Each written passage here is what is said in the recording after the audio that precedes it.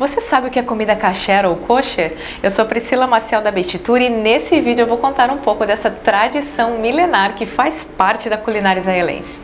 A forma como o povo de Israel se alimenta vem sendo construída desde os tempos bíblicos com base nas regras alimentares da Torá, que são aquelas normas dadas por Deus ao povo hebreu durante o tempo em que eles estavam peregrinando no deserto. E aí, vamos conhecer mais sobre esse assunto super interessante da cultura hebraica? Então vem comigo que eu te conto. Na prática, o que é comida kasher? Em uma das minhas primeiras viagens para Israel, eu estava em Jerusalém e o meu grupo estava fazendo uma atividade livre, então eu decidi almoçar em um restaurante ali no coração de Jerusalém, bem pertinho da famosa Rua Ben Yehuda. Então, quando eu cheguei no restaurante, a recepcionista me perguntou se a mesa era para uma pessoa e também me perguntou se eu comeria carne ou alimentos derivados de leite. Então, eu fiquei um pouco confusa, mas depois eu me dei conta do motivo da pergunta. Então eu perguntei para ela, o restaurante é kasher, né? Ela prontamente respondeu que sim, então eu disse que comeria algo com queijo e fui levada para o lado do restaurante onde ficavam os clientes que pediriam alimentos derivados de queijo. Talvez você esteja pensando, mesmo que eu pensei na ocasião, nossa, que estranho, mas essa experiência servirá para falarmos sobre a cultura culinária dos judeus e te deixará mais preparado para quando você fizer a sua primeira viagem para Israel. Kasher no hebraico significa próprio ou adequado, ou seja, próprio para o consumo pelos judeus. Para esta aprovação, basicamente, 3 etapas precisam ser cumpridas. A primeira é o tipo de alimento permitido para o consumo, a segunda é a forma de armazenamento e preparo desse alimento e a terceira e última etapa é a presença de um rabino que precisa participar durante todo o processo de preparo do alimento. Para você entender melhor como funciona esse processo, eu vou tentar resumir alguns tipos de alimentos que são permitidos e os que não são permitidos. Então, vamos lá. Carne vermelha somente de animais que ruminam ou que têm o casco fendido, por exemplo, gado é permitido, carne de ovelha, de bode e de carneiro, que é a carne vermelha mais consumida em Israel. Já os peixes, somente os que têm escamas e nadadeiras. Vale lembrar também que nenhuma espécie de frutos do mar, como o camarão, lula, polvo, siri, lagosta, é considerada kasher. As aves domésticas são permitidas, portanto, frango, galinha, ganso, pato, peru e pomba são permitidos para o consumo. Ufa, muitas regras, não é mesmo? Mas eu não acabei, ainda tem mais. Agora que você já conheceu um pouco do que pode e o que não pode ser consumido na culinária kasher, vamos ver como os alimentos devem ser preparados, que é uma parte super importante também. Nessa etapa, os rabinos autorizados pelo Ministério e Governanças Religiosas de Israel iniciam o trabalho de acompanhamento do processo desde o abatimento dos animais. Lembrando que na lei judaica é proibido o consumo de sangue, pois a vida está no sangue.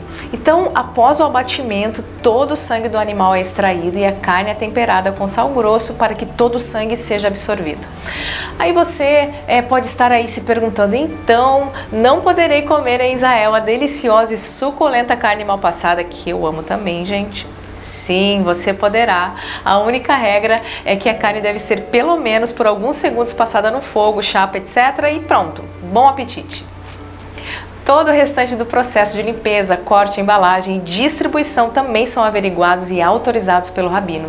E mais um detalhe interessante é que existe uma supervisão kashrut nos restaurantes, bares, hotéis e supermercados em que comercializam os alimentos kasher. Você poderá ver nestes estabelecimentos um certificado concedido pelo rabinato na entrada dos locais. Agora, o que você não sabia é que frango e peixe são mais consumidos em Israel do que carne bovina, e eu vou te contar o motivo.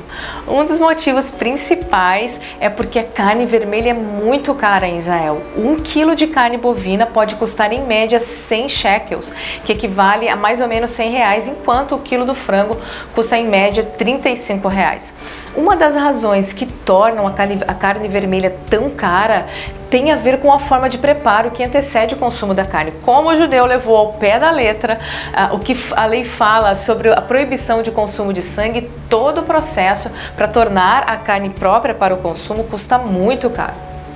Outro motivo é a comparação do custo de vida em Israel com o custo de vida aqui no Brasil. Morar em Israel pode custar até 3 vezes mais do que viver no Brasil. Claro que o salário mínimo em Israel é 5 vezes maior do que o nosso, em média $1.000, mas constantemente quando eu estou no país escuto moradores falando das dificuldades para manter um padrão de vida de passeios, saídas para jantar, viagens, etc. Mas vale lembrar que Israel é um país de primeiro mundo e os serviços básicos são concedidos à população com bastante excelência. Eu lembro que quando eu morei em Jerusalém em 2015, eu ia ao mercado e tinha 2 dificuldades. A primeira era porque todas as descrições dos alimentos são em hebraico. Quando eu precisei fazer a minha primeira compra de mantimentos, quase chorei, gente, porque eu não entendia nada e não consegui nem comprar sal, acredita? E a segunda razão é porque eu pagava pelo quilo do frango quase R$35. Você compra uma vez, 2 vezes, 3 vezes de boa. Depois você já começa a pensar em se tornar vegano. Eu sei que tudo isso é muito diferente do que estamos acostumados a ouvir, mas tem algo que é muito popular nessa cultura alimentar e a maioria das pessoas lembram. Eu estou falando da proibição de misturar leite e carne em uma mesma refeição. Pode até parecer sem sentido, mas esta regra também tem origem bíblica. E, claro, né, gente, nada é aleatório na expressão de uma cultura tão rica quanto a do povo judeu. Mas qual é o motivo dessa proibição? A explicação está na interpretação do texto. Não cozerás o cabrito no leite da sua mãe. Quando eu ouvi pela primeira vez, não fazia sentido nenhum para mim. Eu pensei, quem cozinha o cabrito no leite da sua própria mãe? Será que é uma comida aí do Oriente Médio? Se for, eu não quero provar. Mas aí eu fui pesquisar, né, gente, para tentar descobrir o que estava por trás do texto bíblico.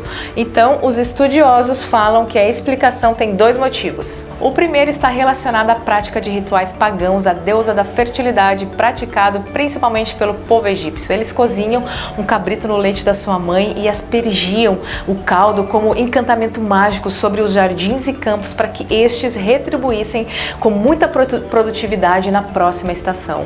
Outro motivo é que a ordenança visava distanciar os israelitas da prática contemporânea de cozinhar o cabrito no leite da sua própria mãe, contribuindo assim para que o filhote permanecesse por mais tempo com a sua mãe.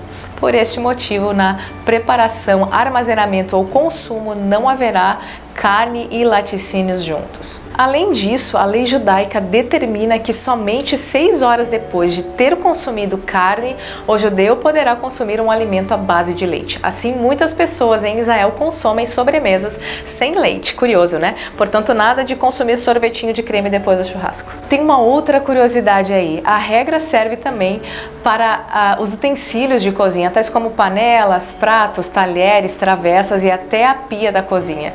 Tudo deve ser separado por setor. Essa parte da cozinha só prepara carne e essa outra somente os alimentos derivados de leite. Assim, uma panela que se cozinha carne não deverá ser utilizada para cozinhar alimento como leite. Foi por este motivo que eu não pude sentar em qualquer lugar naquele restaurante em Jerusalém da história que eu contei antes para vocês. Então, gente, esse foi mais um assunto sobre a cultura judaica que pode te ajudar a conhecer um pouquinho mais sobre o país que eu acredito que um dia você visitará. Me fala, você gostou do assunto? Então deixa eu saber o que você pensa deixando um comentário aqui para mim.